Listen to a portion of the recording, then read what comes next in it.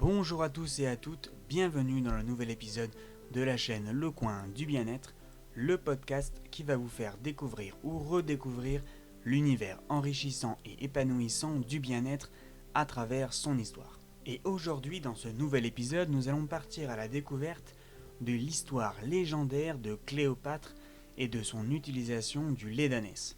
Dans un premier temps, je vais faire une biographie assez courte de Cléopâtre, puisque tout le monde normalement connaît plus ou moins son histoire, et ensuite je vous expliquerai les bienfaits et l'utilisation qui a été faite de lait d'ânesse, que ce soit par Cléopâtre ou par d'autres.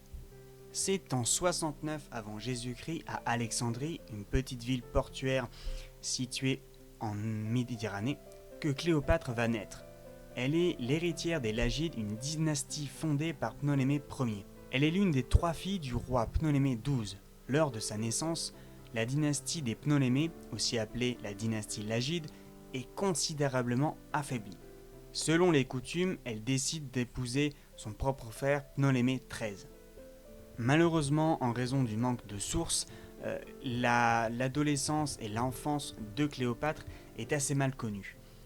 À l'âge de 18 ans, Cléopâtre, donc fille de Ptolémée XII, succède à son père. Le testament du roi désigne en effet comme successeur Cléopâtre et son frère cadet Ptolémée XIII. En 51 ans avant Jésus-Christ, Cléopâtre devient reine d'Égypte.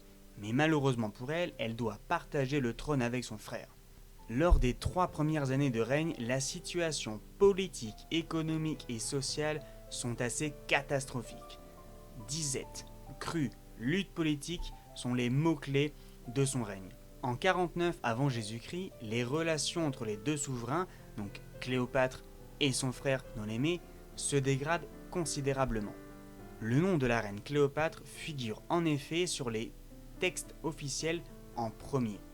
C'est alors qu'une guerre va véritablement éclater entre Cléopâtre et son frère. Elle est accusée de vouloir organiser un complot contre lui. Chassée par le propre conseiller de son époux, Cléopâtre doit donc fuir en Syrie. Arrivée sur place, elle va demander l'aide de Jules César. En 48 avant Jésus-Christ, après la bataille de Pharsale, donc une petite ville en Grèce, Jules César va écraser les troupes de Pompée. Ce dernier n'a plus d'autre choix que de fuir vers l'Égypte, espérant ainsi y trouver refuge et assistance. Mais voilà, le nouveau pharaon, Ptolémée XIII, fait assassiner Pompée pour tenter de rentrer dans les bonnes grâces de Jules César. Pourtant, le dictateur romain n'est pas satisfait et considère cet acte comme un meurtre. César va profiter de sa présence en Égypte pour tenter de régler le conflit entre Ptolémée XIII et son épouse Cléopâtre VII. Le consul va décider de leur donner rendez-vous au palais royal d'Alexandrie. L'histoire que je vais vous raconter, le petit épisode de la légendaire histoire de Cléopâtre, je l'ai trouvé en fait sur le site de l'Internaute, je vais vous mettre le lien en description. L'histoire commence par ceci. La reine, ayant peur de se faire assassiner par son frère, arrive avant lui au palais. Pour approcher Jules César, Cléopâtre s'enroule alors dans un tapis. Un de ses serviteurs va apporter le tapis et la reine se fait rouler jusqu'à lui. Ébloui, César fait alors de Cléopâtre sa maîtresse. Face à César, le pharaon fuit et malheureusement se noie dans le Nil. La reine épouse un autre de ses frères, mais obtient le pouvoir avec l'aide de Jules César. De leur idylle naîtra d'ailleurs un enfant, Césario. Futur Ptolémée XV, la reine d'Égypte vit plusieurs mois à Rome sous la coupe de César, avant l'assassinat de ce dernier en 44 avant Jésus-Christ. Cléopâtre décide de rentrer aussitôt dans son pays et fait assassiner son frère Pharaon. Après l'assassinat de Jules César, Marc-Antoine, le bras droit de celui-ci, hérite des terres orientales et se rend donc en Égypte pour en rencontrer la souveraine en 41 avant Jésus-Christ. C'est alors le véritable coup de foudre avec Cléopâtre. Malheureusement, en raison des dissensions et des conflits avec Octave et un autre héritier de l'Empire romain, Marc-Antoine est contraint d'épouser Octavie, une des sœurs d'Octave. Mais alors, très épris de Cléopâtre, il choisit finalement de la rejoindre, laissant ses terres aux 2 enfants d'Octavie. Pour le futur Auguste, le tout premier empereur romain, C'est une véritable trahison. Octave déclare donc la guerre à Cléopâtre. La bataille navale d'Actium, 31 ans avant Jésus-Christ, est un véritable échec pour les deux amants qui se réfugient alors en Égypte. Pour éviter tout envenimement de la situation, Cléopâtre va décider de faire croire à son suicide, ce qui malheureusement va pousser Marc-Antoine à vraiment se suicider. La reine d'Égypte va donc se retrouver toute seule pour affronter le futur empereur romain, Auguste. Alors, selon la légende, après la mort de Marc-Antoine, Cléopâtre VII va se faire livrer un panier de figues contenant un aspic dissimulé sous les feuilles.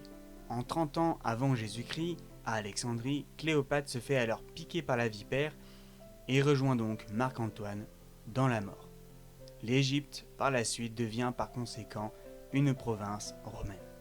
Voilà donc globalement un résumé de la vie de Cléopâtre. Donc maintenant, nous allons passer à l'utilisation, que ce soit cosmétique ou médicale, du lait d'ânesse, justement qui a fait la légende de Cléopâtre.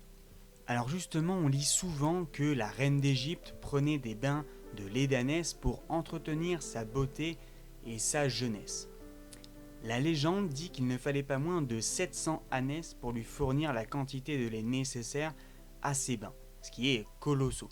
Le lait d'ânesse est riche en vitamines et en acides gras. Il a longtemps été utilisé comme lait de substitution pour les bébés. En effet, le lait de vache et les laits en poudre pour le premier âge l'ont emporté vraiment au XXIe siècle. En effet, l'ânesse produit peu, environ 1 litre par jour, et de plus, elle cesse vite de fabriquer son lait si son petit lui est retiré trop tôt. Aujourd'hui, le lait d'ânesse est quand même un produit assez rare et très cher. Le lait d'ânesse va être utilisé notamment pour des produits cosmétiques comme le savon ou la crème, qui vont d'ailleurs connaître un bon succès. Le lait d'ânesse est souvent utilisé pour lutter contre l'eczéma et le psoriasis. Les témoignages ont en effet montré que ces crèmes peuvent soulager les douleurs localement. Mais en aucun cas, les crèmes ou même les savons en lait d'ânesse ne guérissent ces graves maladies de peau. Ça va juste permettre en fait de soulager les douleurs ou les grattements que peuvent avoir les personnes atteintes de ces maladies. C'est d'ailleurs Hippocrate, donc le père de la médecine, qui utilisait le lait d'ânesse pour lutter contre de nombreux maux, comme les problèmes de foie, d'œdème, les empoisonnements, même les maladies infectieuses et même les saignements de nez. Des études récentes vont montrer d'ailleurs que le lait d'ânesse pourrait servir d'alternative au lait de vache pour les enfants qui présentent une allergie aux protéines bovines. Donc encore une fois, on peut constater que dans l'histoire du monde, les produits naturels étaient utilisés bien avant notre ère et que malheureusement, on a un peu perdu ces utilisations pendant des siècles avant qu'aujourd'hui on constate que ça peut remplacer certaines de nos alimentations. Et surtout que ces produits vont apporter bien plus de bienfaits que ce soit aux enfants ou même aux adultes. Donc avant de conclure cet épisode de ce podcast, je voulais vous informer qu'il n'y aura donc pas un mais 2 épisodes donc par semaine. Celui-ci arrivera donc dimanche à 10h et le prochain sera mercredi à la même heure, donc 10h. J'espère en tout cas que cet épisode vous a plu. Je vous invite à aimer, à partager et à commenter celui-ci. N'oubliez pas de vous abonner également, que ce soit sur YouTube ou sur les différentes plateformes de podcast, donc que ce soit Spotify, Deezer. N'hésitez pas également à me dire en commentaire ce que vous avez pensé de cet épisode, si vous avez également des suggestions à me faire. Je vous invite d'ailleurs à me retrouver sur mon site internet qui se trouve dans la description. Vous pouvez également me rejoindre, soit sur ma page Facebook ou sur mon Instagram. Si vous souhaitez me poser des questions concernant mon métier ou même mes programmes, je vous mets également mon mail pour pouvoir me contacter directement. En attendant, je vous souhaite à tous et à toutes une excellente écoute, une merveilleuse journée à vous et surtout, n'oubliez pas, prenez soin de vous. À bientôt.